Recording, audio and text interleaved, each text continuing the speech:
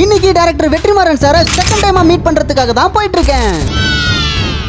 முதல் முறையா பார்க்கும்போது அவர் கூட நின்று ஒரு சரியான போட்டோ எடுக்க முடியல அப்படின்னு ரொம்ப ஃபீல் பண்ணி ஒரு வீடியோ ஒன்று போட்டிருந்தேன். அந்த வீடியோவை பார்த்த நூலர் தொல்காப்பியன் ஐயாவும் டைரக்டர் பகவத் அண்ணனும் அதுக்கெல்லாம் கவலைப்படாத தம்பி, நம்ம மறுபடியும் நன்றி தெரிவிக்கிறதுக்காக வெற்றிமாறன் சாரை மீட் பண்ண போறோம், அப்போ வந்து போட்டோ எடுத்துக்கோ ஜாலியான்னு சொன்னாங்க. நானும் அதே ஜாலியோட போய் அங்க போட்டோ எடுக்காம வீடியோ எடுத்துட்டு இருந்தேன். அப்போ திடீர்னு பகவத் சார் பாத்தீங்கன்னா வெற்றி சார் கிட்ட என்னை இன்ட்ரோ பண்ணி விட்டாங்க.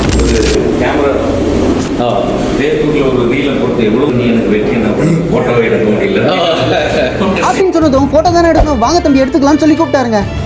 அப்படியே நம்ம சேனலில் இருக்கிற வீடியோஸ்லாம் காமிச்சேன். ரொம்ப நல்லா பண்ணுறீங்க தம்பி அப்படின்னு வாழ்த்துக்களை தெரிவிச்சாருங்க. வெற்றிமாறன் சார் பார்த்தீங்கன்னா ஒரு மிகப்பெரிய பெட் லவர்னே சொல்லலாம். ஏன்னு கேட்டிங்கன்னா கீழே டாக்ஸும் ஆஃபீஸ்க்கு மேலே பார்த்தீங்கன்னா ஒரு கேட்டை வளர்த்துட்டு இருக்காருங்க. டைரக்டர் அண்ட் ப்ரொடியூசர் அன்பண்ணுங்க, இவர்கிட்ட தான் நான் ஒர்க் பண்ணிட்டு இருக்கேன். இவரும் ஒரு மிகப்பெரிய பெட் லவர். ஏன்னு கேட்டிங்கன்னா எந்த ஒரு பெட்டை பார்த்தாலும் உடனே க்ளோஸ் ஆகிடுவார். நம்மளனா நீங்களே பாருங்களேன்.